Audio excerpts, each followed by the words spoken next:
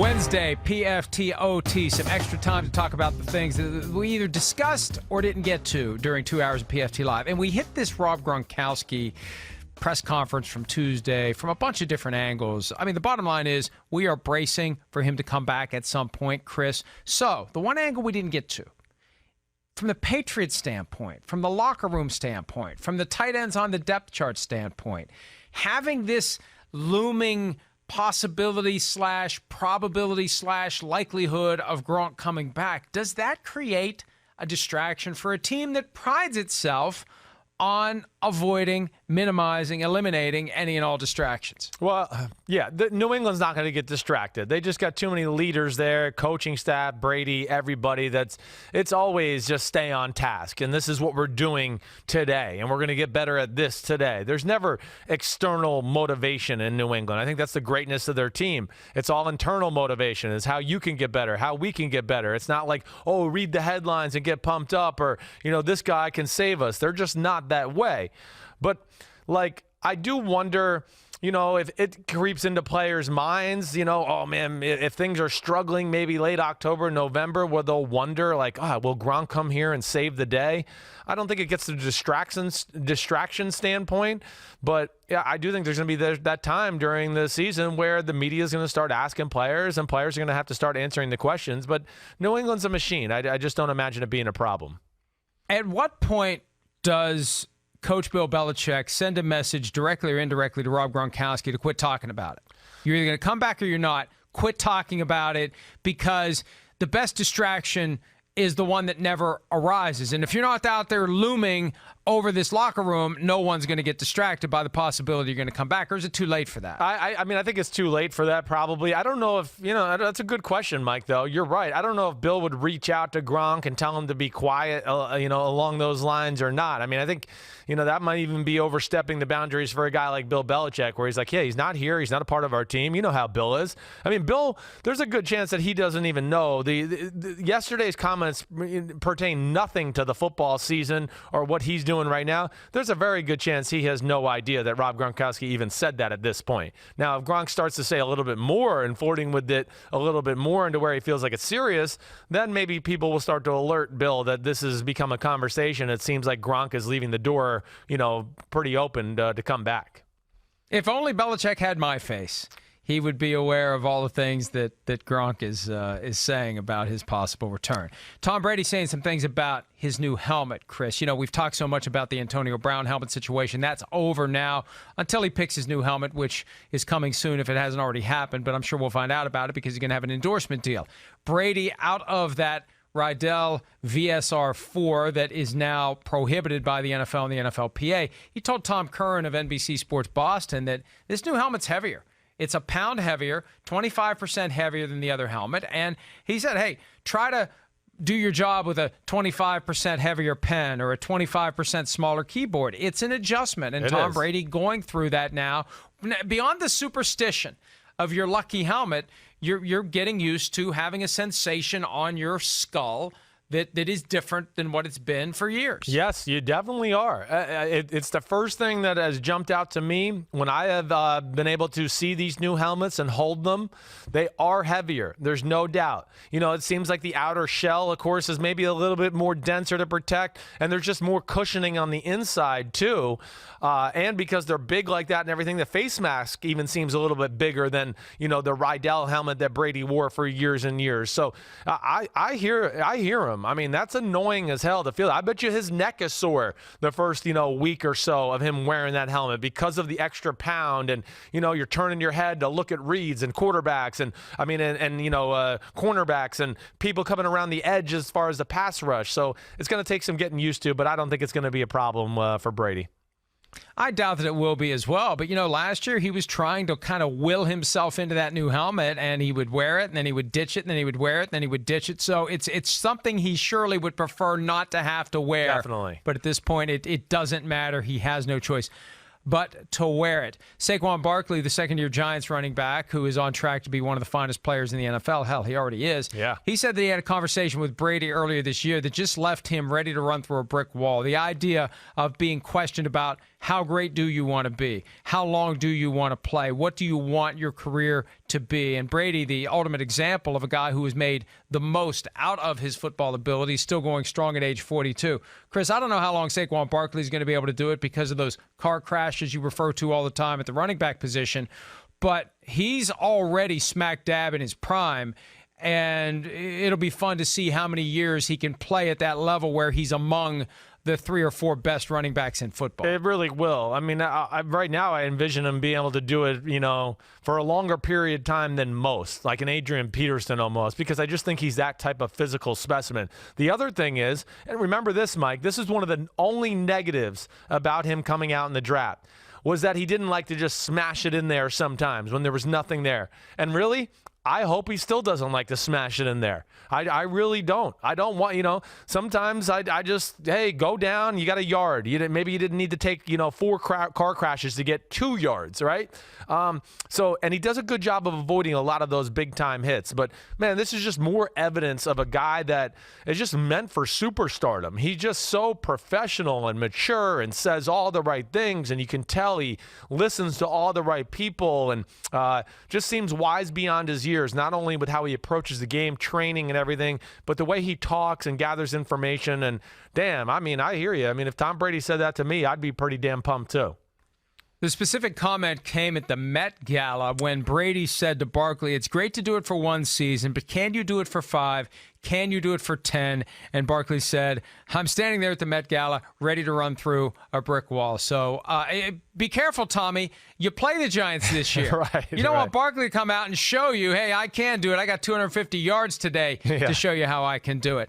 Ezekiel Elliott not doing it for the Cowboys. They host the Giants week 1 of the regular season. And look, we're in the bubble already of preparation for week 1, even though there's still a preseason game by all teams to be played Thursday night, and the cuts are coming on Saturday from 90 down to 53. Teams are focused on their first opponent. And the Cowboys have to figure out who's going to run the football if they don't get a deal done with Zeke. And they are already talking about their plan, and Tony Pollard, top of the list for the alternatives for Elliott. But it just kind of shows you, Chris, even if Elliott walks through the door today, it's not going to be an easy transition because the train is rolling toward week 1, and he's going to have to jump on that thing while it is moving. No, exactly right. It's not going to be easy. I don't care how good a shape he's in. Marshall Faulk, I saw his comments yesterday, who's down there helping Ezekiel Elliott out, and I know he knows what to do to get ready for a football season. I mean, Marshall was phenomenal. I mean, obviously a Hall of Famer, but he made the point that you still can't simulate the contact, and that's really the big thing. You can run and push sleds and do gassers and lift weights and do all these type of things to train, but until you run through the middle of the hole and oh gosh, I broke a tackle, from the defensive tackle of the Giants, and then there's Alec Ogletree, and I lowered my shoulder and broke it from him, and then now I got to run full speed again. There's just nothing that can simulate that, and we saw that from Le'Veon Bell a few years ago. A little bit slow early until about week 3, week 4, it started to pick up to where you go, oh, now he's in football shape. So even if he did come back tomorrow, you're right, he's not going to be 100% Ezekiel Elliott. And if you do rush him back, that's when you set the stage for an injury that may have happened anyway, but you know what people will say? Right. Oh, because he held out, because they rushed him back, he had that injury. But they need to be sure they have him for the long haul, and who knows how this is going to end up. I mean, it is still at this point, no sign of any real progress, no indication that the Cowboys are ready to give him what he wants, and until they make him the highest paid running back in football, they can forget about Ezekiel Elliott. And the question becomes, does he come back middle of the season? Does he sit out the whole year? If he sits out the whole year, he does not win free agency. But maybe at some point the Cowboys decide we either need to pay this guy or move him on to a team. Hold strong, Zeke. Hold strong. You deserve to be the highest paid running back in football. I always think about this, Mike. Sorry to just go a little longer here. Odell Beckham Jr., not last year when he got his contract, but 2 years before that. Remember? The Giants started out 0-2 that year. If he had held out and not played in those games, he would have been able to see, like, hey, that Brinks truck, send it in. Oh, that Brinks truck, send it in. The Giants are going to be a scary matchup week 1 for the Dallas Cowboys. I'm just saying it right now. They are built to compete with them. They are big on both sides of the ball. I have a hard time thinking the Cowboys are going to run the ball on the New York Giants defense. And if that somehow became an upset, right, where the Giants win, is Johnny Leverage going to be on the side of Ezekiel Elliott in a hurry? And I just think that's kind of an interesting angle too.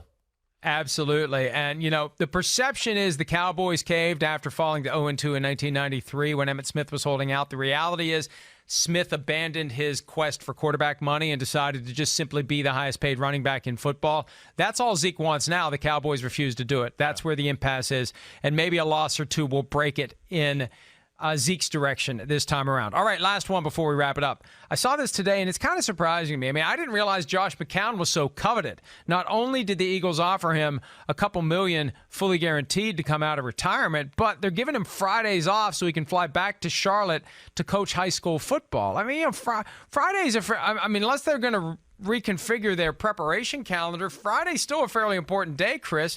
And, you're either with the team or you're not. What did Mike Mayock say a week and a half ago? You're all in or you're all out. And I love Josh McCown, but the idea that he's going to disappear to go coach high school football, I look, hey, good for you if you can negotiate that, but I don't know as a football team why that's something you'd want to give in on. I'm shocked. I really am. I don't know what even to say. Now, Josh McCown, I understand he doesn't need a lot of reps. He proved that just last week going 17 for 24 and 192 yards and 2 touchdowns.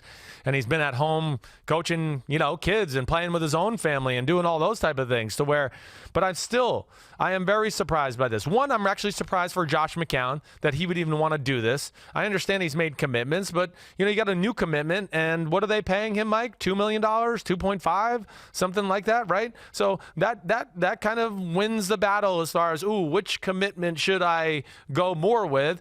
And I am shocked by the Philadelphia Eagles wanting to do this. They're all leaving themselves open for if Carson Wentz gets hurt and misses a few series or misses a game and Josh McCown throws an interception, okay, let's just say Carson Wentz, there goes Josh McCown. He went to practice or went to the team high school game in Carolina. Now it's Carson Wentz. He hurts his ankle in a game, and Josh McCown's got to come in, and he throws 2 interceptions. Oh, my gosh. I'm telling you, they're going to get crapped on. All Philly of them. and Philly. Think about how the Eagles fans are going, hey, if this guy was just all in, if he was here on Friday, it wouldn't be an issue. The guy's distracted. Right. And listen, I remember when Brandon Marshall was playing for the Bears and he was flying back and forth to New York on his off day to do Inside the NFL. And I look, what if you've got, injury and you should be getting treatment that day instead? There's always something, if you're all in with your job, your only job, your main job, your football job, there's always something you can be doing. And to disappear, to go do something else, I just, listen, and it's hard for me to say that because I like Josh McCown, but I think we got to be fair to this story. It's a surprise. And what's he doing the rest of the week when he otherwise should be in his playbook and watching film? Is he distracted by this high school team? You got to do one or the other. I agree. You could have done ESPN and high school football. That's fine. If you're going to play one more year of NFL football, maybe you got to set aside the high school football until you're done. So. I'm Mike. I'm 100% with. I like Josh McCown a lot, and damn, I respect the Eagles about as much as any team in all of football with the way they run their team and organization. I really do. But I'm with you. I don't like this. I don't, especially for a Super Bowl team. I really don't. And this is the last point I'll say about it. Friday is one of the few days, it's the only day of the week the backup gets reps. You don't get reps on Wednesday and Thursday. Friday practices in the NFL are usually a day where the backup gets to come in and get a few reps in the red zone and then gets to run his own 2-minute drill at the end of practice and do things like that to where you get some semblance of, okay, this is a little bit of a game situation, and he's going to miss that. And I know he's been playing a long time, but I just still think it's risky, and I don't like it for either side.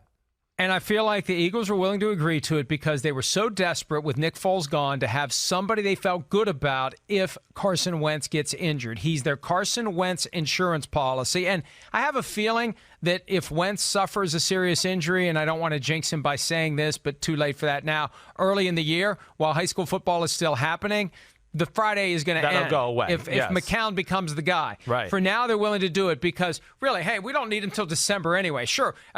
That's when Wentz gets hurt.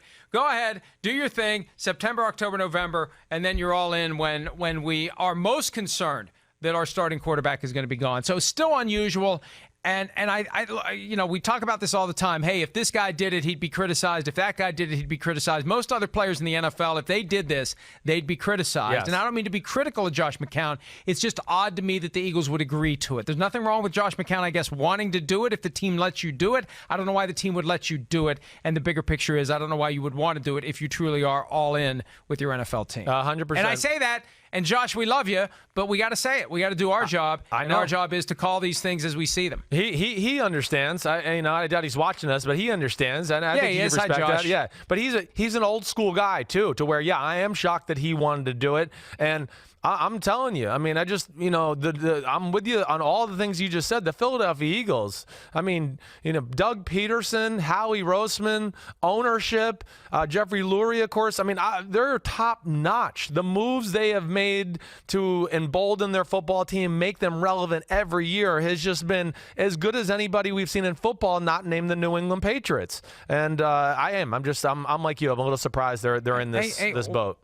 What happens when other guys want Friday or Saturday off? I mean, really, you're setting a precedent that whether you're negotiating with the team and you're a free agent or you're renegotiating your contract, are other guys going to make these requests? And they're going to have to say, well, it doesn't count for you. It counts for them. We'll do it for them. We're not doing it for you. Yeah. And it creates an awkward situation. But I think it underscores, Chris, bottom line, how desperate the Eagles are to have someone they feel good about in position to take over for Carson Wentz. And they don't feel good enough about Nate Sudfeld or Thurston Howell III, Thornton Mellon, Clayton Thorson. One of those three is the right name of the guy who's destined to be number 3 on the depth chart. All right, we're done.